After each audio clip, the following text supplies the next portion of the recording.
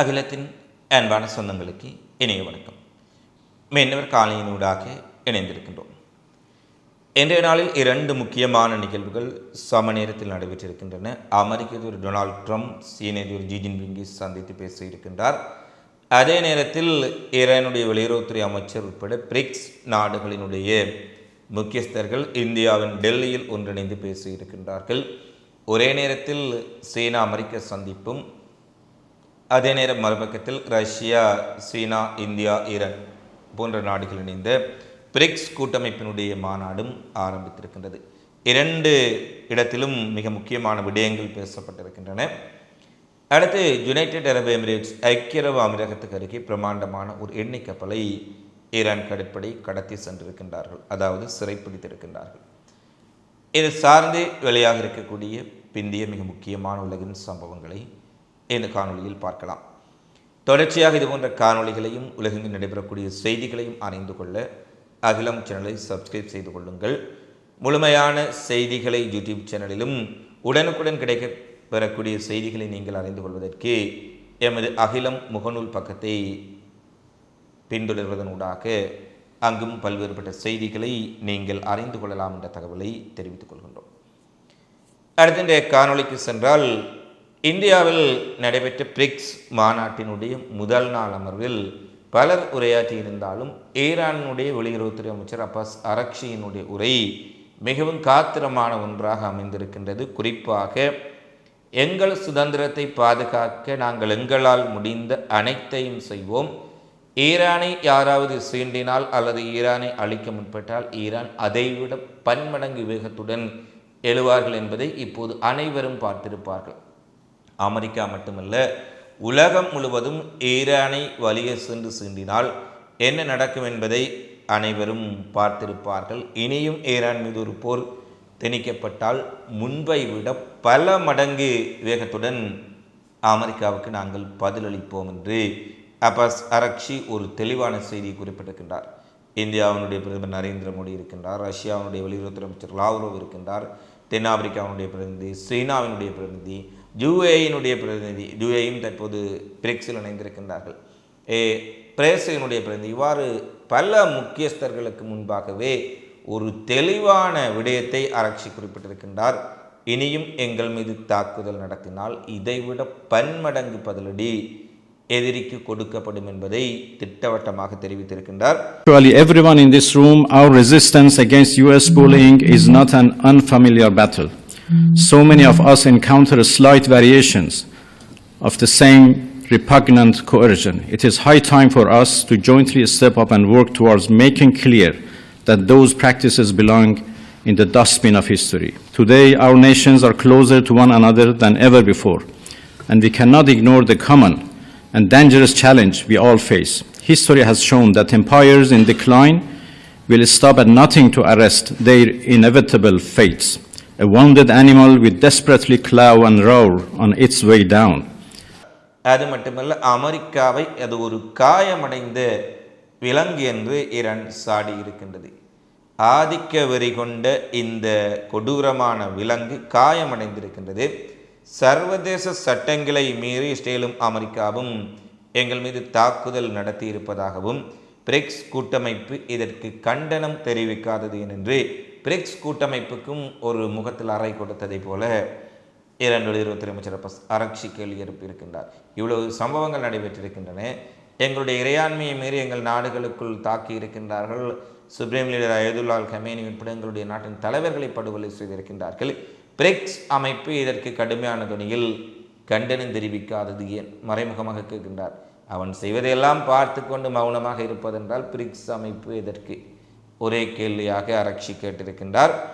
எனவே அப்பாஸ் அரக்ஷியினுடைய பேச்சு மிக முக்கியமாக பிரிக்ஸ் அமைப்பிலும் சில இஸ்ரேல் அமெரிக்காவின் நட்பு நாடுகளும் இருக்கின்றார்கள், அதையெல்லாம் விடுத்து தெளிவான செய்தியை அமெரிக்காவினுடைய இஸ்ரேலினுடைய ஆக்கிரமிப்பையும் அப்பட்டமான போர் நிறுத்த முயல்களையும் நீங்கள் ஏன் கண்டுகொள்ளவில்லை என்ற ஒரு கேள்வியுடன் அவர் விடயத்தை தெளிவுபடுத்தி இருக்கின்றார்.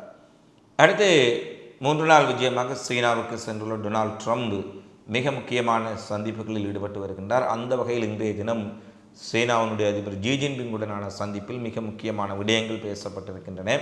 அதில் பொருளாதார ஒப்பந்தங்கள், இரண்டு நாடுகளுக்கும் இடையிலான வரி வர்த்தக சிக்கல்களை தீர்ப்பது ஒரு புறம் இருக்க, மறுபுறத்தில் குறிப்பாக ஈரான் விவகாரம் முக்கியமாக பேசப்பட்டிருக்கும் சூழ்நிலையில் அடுத்து தாய்வானுடைய விவகாரம் அங்கு வந்தபோது டொனால்ட் ட்ரம்புக்கு நேரடியாக முகத்துக்கு நேராகவே ஜி ஜின்பிங் ஒரு எச்சரிக்கை விடுத்திருக்கின்றார். பீஜிங்கில் நடந்த இந்த உச்சி மாநாட்டின் போது ஜி ஜின்பிங் அமெரிக்க அதிபர் டொனால்ட் ட்ரம்புக்கு நேரடியாக தாய்வான் பிரச்சனையை நீங்கள் தவறாக கையாண்டால் அது சீனாவையும் அமெரிக்காவையும் நேரடியான ஒரு மோதலுக்குள் தள்ளிவிடும் என்றும், இரு தலைவர்களும் இந்த மோதலை தவிர்த்து கொள்வதற்கான முயற்சிகளை மேற்கொள்ள வேண்டும், அதை மீறி அமெரிக்கா தாய்வான் விவகாரத்தில் தேவையில்லாத தலையீடுகளை மேற்கொள்ளக்கூடாது. அவர் நேரடியாக ஒரு விடயத்தை கூறுகின்றார், தாய்வான் விடயத்தில் கொஞ்சம் தள்ளி இருங்கள், அது சீனா பார்த்துக்கொள்ளும். அதேமாரி தாய்வானுக்கு ஆயுதம் வழங்குகின்றேன், தாய்வானுக்கு இராணுவ பயிற்சி வழங்குகின்றேன், தாய்வானின் இறையாண்மையை காப்பாற்றுகின்றேன் என்று அதே பேசிக்கொண்டிருந்தால் நாங்கள் அமெரிக்காவுடனும் போர் புரிவோம், அதற்கு தயாராகத்தான் இருக்கின்றோம் என்று ஜி ஜின்பிங் ஒரு தெளிவான செய்தியை அமெரிக்காவுக்கு குறிப்பிட்டிருக்கின்றார். எனவே அவருடைய இந்த பேச்சு நிச்சயமாக தாய்வான் விவகாரத்தில் எந்த ஒரு விட்டு கொடுப்புகளையும் சீனா மேற்கொள்ளப் போவதில்லை என்பதை தெளிவுபடுத்தி இருப்பதுடன், அமெரிக்காவை இந்த தாய்வான் விவகாரத்தில் குறுக்கே வந்தாலும் நாங்கள் அடிப்போம் என்பதை சீனா தெளிவாக கூறிவிட்டார். எனவே பல விடயங்கள் பேசப்பட்டாலும் தாய்வான் விவகாரத்தில் ட்ரம்பின் முகத்துக்கு நேரே சீன அதிபர் தெரிவித்த விடயங்கள் தான் இன்று உலக அரசியல் அரங்கெங்கும் பரபரப்பான ஒரு விடயமாக மாறியிருக்கின்றது. அடுத்து ஈரான் அமெரிக்கா இடையிலான போர் உச்சமடைந்த காலப்பகுதியில் ஐக்கிய அரபு அமீரகத்திற்கு ஆஸ்திரேலிய பிரதமர் பெஞ்சமின் நெதன்யாகு ரகசியமான ஒரு பயணத்தை மேற்கொண்டிருக்கின்றார் என்ற செய்தி மீண்டும் புயலை எழுப்பியிருக்கின்றது. ஏற்கனவே இஸ்ரேல் தன்னுடைய அயன்டோன்களை யுஏஇக்கு வழங்கி இருக்கின்றார்கள்.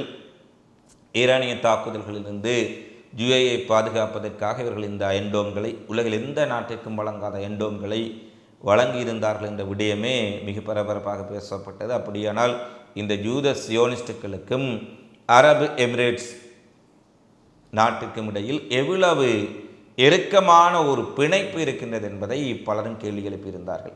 இந்த நிலையில் அதைவிட மேலே ஒரு விடயமாக யுத்தம் உச்சக்கட்டத்தில் இருந்தபோது ஐக்கிய அரபு அமீரகத்திற்கு நெதன்யாகு சென்று வந்திருக்கின்றார். மிக ரகசியமான முறையில் நெதன்யாகு சென்று வந்திருக்கின்றார் என்ற விடயத்தை ஆஸ்திரேலிய ஊடகங்கள் வெளிப்படையாக விடுத்திருக்கின்றார்கள். ஏற்கனவே ஆபிரகாம் உடன்படிக்கை மூலம் இந்த பிராந்தியத்தில் இஸ்ரேலுடன் உறவுகளை இயல்பாக்கி கொண்ட நாடாக ஐக்கிய அரபு அமீரகம் இருப்பதே ஈரான் மற்றும் பல்வேறுபட்ட சியோனிச எதிர்ப்பாளர்களுக்கு மிக பெரும் கோபத்தை ஏற்படுத்தி இருக்கும் சூழ்நிலையில் இப்போது அமீரகத்திற்கு இவர் சென்று வந்திருக்கின்றார் என்று சொன்னால், இஸ்ரேல் அமெரிக்காவினுடைய ஈரான் மீதான தாக்குதல் திட்டங்களில் ஐக்கிய அரபு எமிரேட்ஸ் நேரடியாகவே கலந்து கொண்டிருக்கின்றார்கள், நேரடியாகவே இந்த ஆலோசனைகளில் பங்கேற்றிருக்கின்றார்கள் என்ற விடயம் தற்போது ஈரானுக்கு தெரிய வந்திருக்கின்றது. இருந்த போதிலும் இதற்கு அவசரமாக அமீரக அதிகாரிகள் மறுப்பை வெளியிட்டிருக்கின்றார்கள். அமீரகத்துக்கும் இஸ்ரேலுக்கும் இடையே எந்த விதமான ஒரு சந்திப்பும் போர்க்காலத்தில் இடம்பெறவில்லை.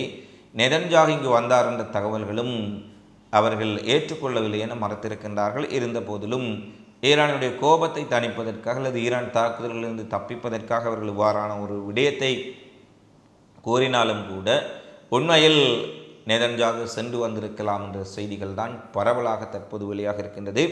இந்த நிலையில் ஐஆர்ஜிசியினுடைய கமாண்டோக்கள் ஐக்கிய அரபு அமீரகம் அருகே ஒரு பிரமாண்டமான எண்ணெய் டேங்கர் கப்பலை கைப்பற்றி தங்களுடைய கட்டுப்பாட்டுக்குள் கொண்டு வந்திருப்பதாக அறிவித்திருக்கின்றார்கள். தற்போது அந்த கப்பல் ஐஆர்ஜிசியினுடைய பாதுகாப்புடன் ஈரானிய துறைமுகம் ஒன்றில் நிறுத்தப்பட்டிருப்பதான செய்தி வெளியாக இருக்கின்றது. ஐக்கிய அரபு அமீரேட்ஸிற்கு அருகாமையில் கடத்தப்பட்ட கப்பல் பெரும்பாலும் ஐக்கிய அரபு எமிரேட்ஸ் யுஏஇக்கு சொந்தமான கப்பலாக இருக்கலாம் என்பதுதான் பலருடைய கருத்தாக இருக்கின்றது.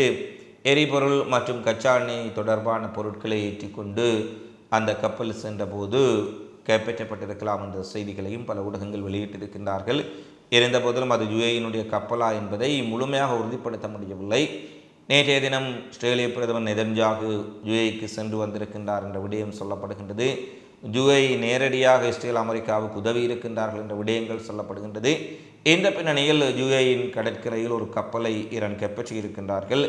அந்த கப்பல் யுஏஇக்கு சொந்தமானது என்று சொல்லப்படுவதால் UAE மீது ஈரான் மிகப்பெரிய சம்பவத்தை செய்வதற்கு தயாராகிவிட்டார்கள் என்பதை தெளிவாக பார்க்கக்கூடியதாக இருக்கின்றது. தெற்கு லெபனான் எல்லையில் அமைந்துள்ள அல் அபாத் தளத்தில் நேற்றைய தினம் மிக கடுமையான ட்ரோன் தாக்குதலை ஹிஸ்புல்லா போராளிகள் நடத்தியிருப்பதாக செய்திகள் வெளியாக இருக்கின்றன. தெற்கு லெபனானுக்குள் ஊடுருவி சென்று இஸ்ரேலிய இராணுவத்தினர் நிலை கொண்டிருந்த பகுதிகளையும் அவர்களுடைய தளங்களையும் கனரக வாகனங்கள், டேங்கிகள், கவச வாகனங்களை இலக்கு வைத்து நடத்தப்பட்ட தாக்குதலில் மிகப்பெரிய அளவு சேதங்களை இஸ்ரேலிய படைகள் சந்தித்திருப்பதாக ஹிஸ்புல்லாவினுடைய ஊடகப் பிரிவு தெரிவித்திருக்கின்றார்கள். அது மட்டுமல்ல, கடந்த 2 தினங்களுக்கு முன்பு இஸ்ரேலிய இராணுவத்திற்கும் ஹிஸ்புல்லாவுக்கும் இடையே இடம்பெற்ற நேரடி மோதலில் மிகப்பெரிய அளவிலான இழப்புகளை இஸ்ரேலிய படைகளுக்கு தாங்கள் ஏற்படுத்தி இருக்கின்றோம் என்ற ஒரு விடயத்தையும் தற்போது ஹிஸ்புல்லாவின் சார்பில் வெளியிடக்கூடிய ஊடகங்கள் செய்தியாக வெளியிட்டிருக்கின்றார்கள். எனவே இந்த இஸ்ரேல் அமெரிக்கா இடையிலான பிரச்சினைக்கு அப்பால், தற்போது இஸ்ரேல் ஈரானுக்கு இடையான பிரச்சினைக்கு அப்பால், இஸ்ரேல் லெபனானுக்கு இடையான, இஸ்ரேல் ஹிஸ்புல்லாக்களுக்கு இடையிலான மோதல் மிகப்பெரிய மோதலாக மாறிக்கொண்டிருக்கின்றது. இஸ்ரேல் இராணுவம் அங்கு மிக பாரிய இழப்புகளை சந்தித்து கொண்டிருக்கின்றார்கள் என்ற செய்திகளையும் பார்க்கக்கூடியதாக இருக்கின்றது. ரஷ்யா கடந்த 2 நாட்களுக்குள் மட்டும் 1340 ட்ரோன்களை கொண்டு உக்ரைன் மீது மிக கடுமையான தாக்குதலை நடத்தியிருப்பதாக ரஷ்ய உக்ரைனிய ஊடகங்கள் தெரிவித்திருக்கின்றார்கள். நினைத்து பாருங்கள், 2 நாட்களுக்குள், அதாவது 48 மணி நேரத்தில் 1300க்கும் மேற்பட்ட ட்ரோன்களை கொண்டு உக்ரைன் மீது மிக கடுமையான தாக்குதலை நடத்தியிருக்கின்றார்கள். இதனால் பல உட்கட்டுமானங்கள் சேதமடைந்ததாக கூறப்பட்டாலும் இந்த செய்தியை பதிவேற்றும் வரை எந்தெந்த பகுதிகளில் எவ்வளவு உட்கட்டுமானங்கள் சேதமடைந்திருக்கின்றன என்ற செய்தி முழுமையாக வெளியாகவில்லை.